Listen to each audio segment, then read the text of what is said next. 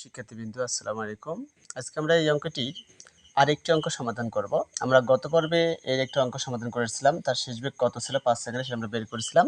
এখন আমরা এটা বের করব হচ্ছে হলো প্রথম 5 সেকেন্ড পরে গড় বেগটা কত হবে। যেহেতু গাড়িটি স্থির তাহলে u সমান 0 এবং তার ত্বরণ দেওয়া আছে, ত্বরণ a সমান দেওয়া আছে কত 2 এবং সমতলে চলতে থাকে এবং গত পর্বে ক্লাসে আমরা তার বেগ পেয়েছিলাম হচ্ছে v সমান 10 ms-1 পেয়েছিলাম আমরা গত পর্বের ক্লাসে। যারা গত পর্বের ভিডিওটি দেখোনি তারা অবশ্যই ওই ভিডিওটা দেখে আসবে। তাহলে চলো আমরা এখান থেকে তার গড় বেগটা বের করব। তাহলে দেখো এখানে তাহলে আমরা লিখতে পারি যে গড় বেগ তাহলে 5 সেকেন্ড পরে তার গড় বেগটা হবে 5 সেকেন্ড পরে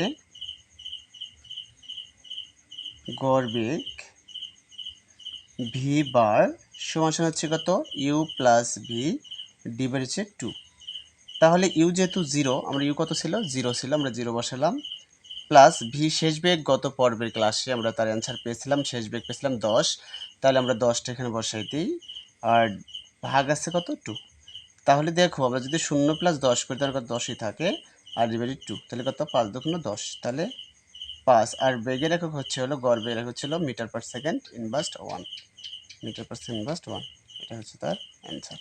ওকে, গুড, বাই।